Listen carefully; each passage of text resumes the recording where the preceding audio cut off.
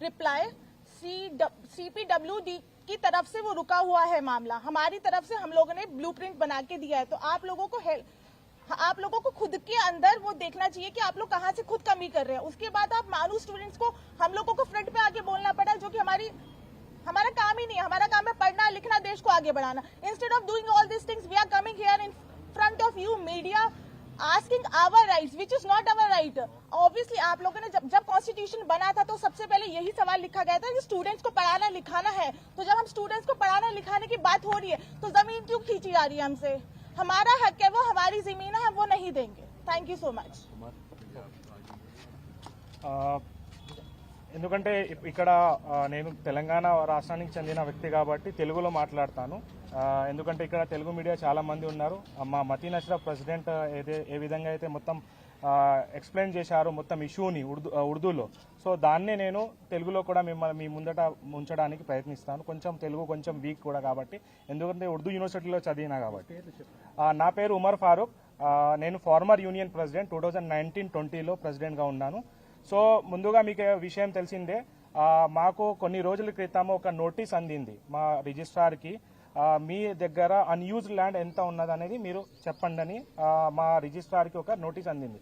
దాంట్లో ఏం చెప్పారంటే 50 ఎకర్ వాళ్ళే అనుకొని 50 ఎకర్ అనుకున్నారు. కానీ మానులో ఉన్న ఇప్పుడు ఏదైతే ఎంటీ స్పేస్ ఉందో అది 32 ఎకర్స్ మాత్రమే ఉంది. అది కూడా ఎకో సిస్టమ్కి హాని జరగకుండా అక్కడ బిల్డింగ్స్ అనేది కన్స్ట్రక్ట్ చేయలేరు ఇప్పుడు దాకా. కానీ కొంత పార్ట్ అక్కడ కన్స్ట్రక్ట్ చేయాల్సింది ఉంది, అక్కడ ప్లానింగ్ చేస్తున్నారు కూడా కాబట్టి. సో అక్కడ రాక్స్ ఉంది. ఆ సేవ్ రాక్ చేయడానికి మాను అనేది ఒక ఎకో సిస్టమ్, దానికి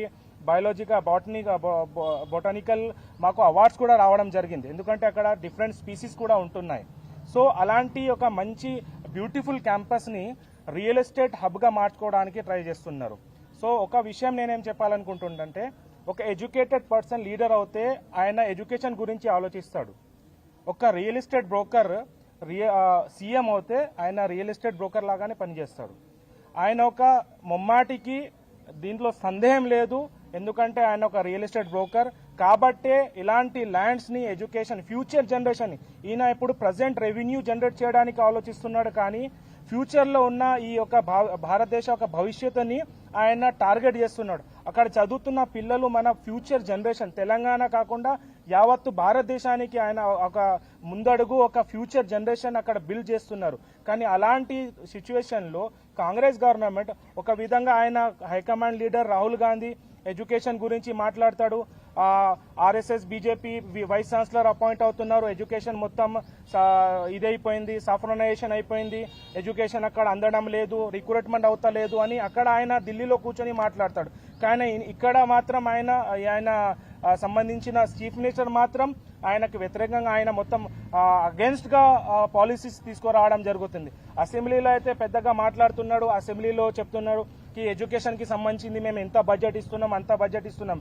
కానీ మాకు ఇప్పటిదాకా మా యూనివర్సిటీలో ట్రాన్స్పోర్టేషన్ ప్రాబ్లం ఉంది, మాకు వాటర్ ఫెసిలిటీ ప్రాబ్లం, ఇవన్నీ స్టేట్ గవర్నమెంట్ ఇస్తుంది. కానీ ఇలాంటి ఏవి కూడా మాకు చేయకుండా, మాకు సపోర్ట్ చేయకుండా ఉల్టా మా ల్యాండ్ పైన కన్నేశారు. ఇంకొక విషయం ఏంటంటే, ఈయన చాలా సార్లు బడాబాయ్ చోటాబాయ్ అంటూ ఉంటాడు. సో బడాబాయ్ అక్కడ అంబానీకి అదానీకి ల్యాండ్స్ అమ్ముతున్నాడు, మైనింగ్స్ అమ్ముతున్నాడు. ఇక్కడ చోటాబాయ్ కూర్చొని ఏం చేస్తున్నాడంటే, ఇక్కడ రియల్ ఎస్టేట్ ఎవరైతే ఉన్నారో వాళ్ళకి మా ల్యాండ్స్ అమ్ముతున్నారు. సో ఇలాంటి ఏదైతే దురుద్దేశం ఏదైతే మా గవర్నమెంట్కి ఉందో దానికి యావత్తు మొత్తం మా స్టూడెంట్స్ కమ్యూనిటీ దీనికి అగేన్స్ట్ గా మాట్లాడుతుంది, అగేన్స్ట్ గా ప్రొటెస్ట్ చేస్తుంది. అదేవిధంగా మేము ధన్యవాదాలు తెలుపుతున్నాం మా కేటీఆర్ సార్ గారికి, ఎందుకంటే మా వాయిస్ ఒకవేళ కేటీఆర్ సార్ ట్వీట్ చేయకపోతే ఇలా ఈ మూమెంట్ ఏదైతే స్టార్ట్ అయిందో ఆ మూమెంట్ ఎప్పుడో ఎండ్ అయిపోతుండే. కేటీఆర్ సార్ వల్ల సపోర్ట్ వల్ల ఈ మూమెంట్ ఇక్కడ నుంచి స్టార్ట్ అయింది, ఇంత హైప్ అయింది. ఇప్పుడు నేషనల్ మీడియా కూడా మా వైపు చూస్తుంది. అక్కడ నుంచి హైకమాండ్ నుంచి ఆయన బాస్ ఏమో సీఎం రేవంత్ రెడ్డికి కూడా కాల్ రావడం జరిగింది, బ్యాక్ ఫుట్ కి అవుతున్నారు. ఇప్పుడు మా లెటర్స్ ఏదైతే కలెక్టర్ నుంచి అందుతున్నాయో దాంట్లో లాంగ్వేజ్ కూడా మారిపోయింది, వాళ్ళు కొంచెం బ్యాక్ ఫుట్ కి వచ్చారు. Just because of KTR sir, we are very thankful to KCR sir and entire his team. Thank you.